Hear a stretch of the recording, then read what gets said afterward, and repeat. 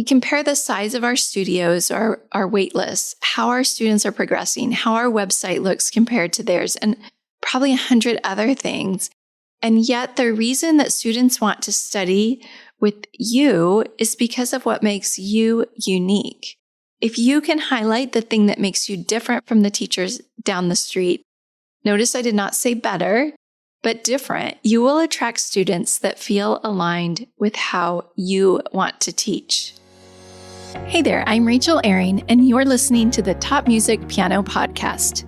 Get inspired as we discuss creative resources, trends in piano pedagogy, ways to grow your income and streamline your studio, and new ways to engage your students each week.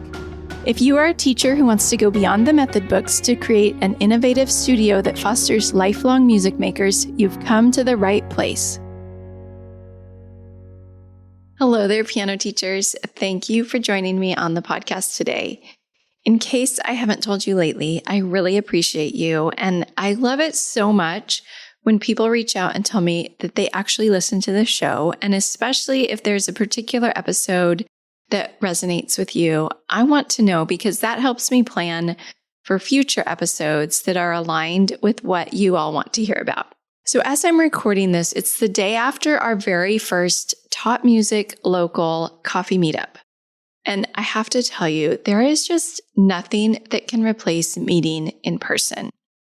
Zoom meetups are great, webinars are amazing, but there's just something really special about meeting face-to-face in real life. So I thought today I would share a little bit about our coffee meetup in hopes of inspiring you to find your own piano teacher people in your local area that you can connect with. Now, I know I've talked about this before, how important it is to have piano teacher friends who support you and understand what you do. But I think it's worth talking about it again because it's something that I really am passionate about. What we do is very unique, and having people who understand the details and the struggles can make being a piano teacher much less lonely and isolated. So yesterday I hosted TopMusic Local, which if you didn't know, this is something new that we're trying out. This was the very first one, and it's a chance for local piano teachers who maybe listen to Top Music, the podcasts, maybe are members, maybe they are just getting started with Top Music, but a chance for local piano teachers to come together. So yesterday, there were 5 of us that met up in Orange County, California at a coffee shop. When we first decided to do the meetup, I thought it would be a bigger group. I don't know why, but Orange County is a huge place. I thought there's got to be lots of piano teachers who would come out. I've been wanting to do a coffee meetup for piano teachers in this area for several years, and I have just never put it together and actually made it happen.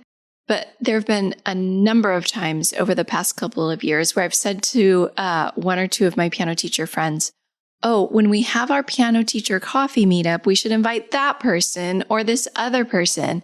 And then when the time actually came, I couldn't think of who those people were that I had been planning to invite. I did invite the ones that came to mind. But I think because it's summer here and kind of the beginning of summer, a lot of people are out of town, or maybe they have different teaching schedules. They might be teaching more during the daytime.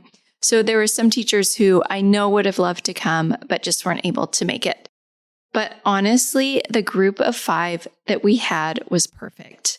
It felt like just the right number for this first meetup. Everyone was able to share in one group. We didn't have to break up into smaller groups, and we all got to know one another and share our wins and challenges and a little bit about our studios. So I asked the ladies, it was all ladies who came to this one at the end of our time, if they were okay with me sharing about it on the podcast. And they all said yes. So with their permission, I'm going to talk about some of the things that happened at this Top Music Local and why I think meetups like this are so impactful. So the first to arrive was my friend Tweena, she was on the podcast back in episode 28. If you want to go back and get a sense of Tweena, she shared about her music and magic journals that she has. Tweena is one of my close friends, and so I was so grateful that she was able to come. I felt so much more comfortable hosting, knowing that Tweena would be there. If you are familiar with the Enneagram, Tweena is an Enneagram 7, which means that she is the life of the party. I found that many piano teachers, myself included, can be a little bit on the more introverted side. And so having someone with a bubbly, outgoing personality like Tweena's can make the difference between having an awkward coffee and an exciting, memorable one. Tweena was also our content queen, so she made sure that we got the perfect group shot that didn't have the trash can in the background, unlike the shot that I set up. And Tweena owns a studio nearby that offers group and private lessons, and she also creates resources such as the Music and Magic Journal for her students and for other teachers as well. You might have heard me mention that we use the Music and Magic Journals in the conservatory where I'm the director. The next person that we met at the coffee meetup was Gianna, and Gianna actually wasn't familiar with TopMusic, but a friend of hers from another state had sent her the information and said, I think this is near you. And not only was it near her, but Gianna actually owns a piano studio directly above the coffee shop where we met. How crazy is that? She called it a serendipitous location, and it definitely felt that way. We had so much fun getting to know Gianna, and she even let us hang out in her studio for a while. So we got to see her beautiful group teaching spaces and learn about how she has grown her business in a location that is not always an easy place to grow a small business. I am so glad that Gianna joined us, and you might even be hearing more from her at some point on the podcast. Next, we met Marilyn. Marilyn is a piano teacher who was a classroom teacher for many years, and so she's a little newer to piano teaching. But I think that we all agreed that Marilyn's years in the classroom and her deep, deep knowledge of education and how to relate to kids is her superpower as a piano teacher. She has already grown her home studio to a very respectable size, even though she just started teaching piano a couple of years ago. And it sounds like she has a lot of creative ideas that she's implementing with her students. You can tell that Marilyn is a lifelong learner and wants to grow as a piano teacher and is open to exploring new ideas and ways of running her studio. And she was such a joy to get to know. The fifth person who joined our group was Kirsten. And I got to talk with Kirsten for a while one-on-one because the line for coffee was rather long yesterday. So we stood in line together for quite a while. And Kirsten and I are actually in similar situations because she also runs a conservatory, but hers is music and art.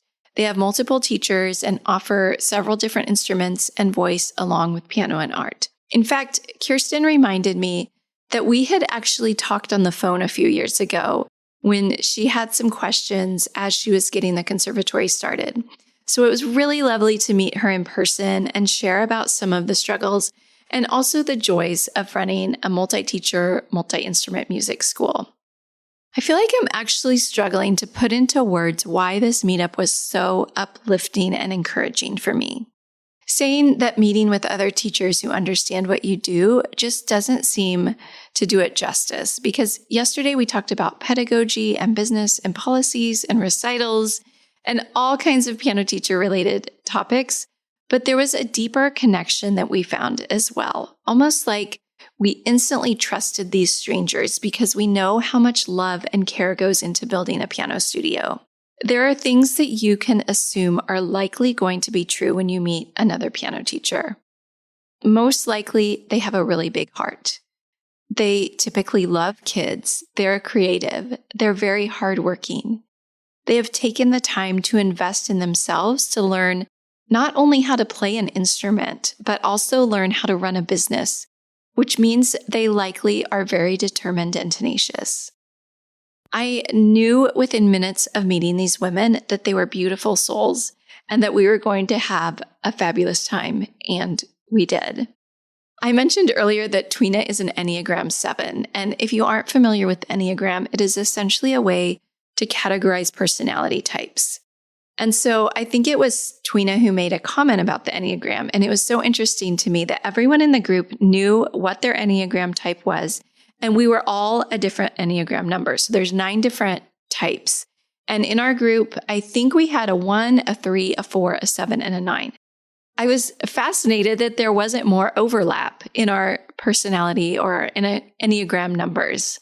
It goes to show that even though we are all piano teachers and have so much in common, We each bring something unique to the table and approach teaching in our own way.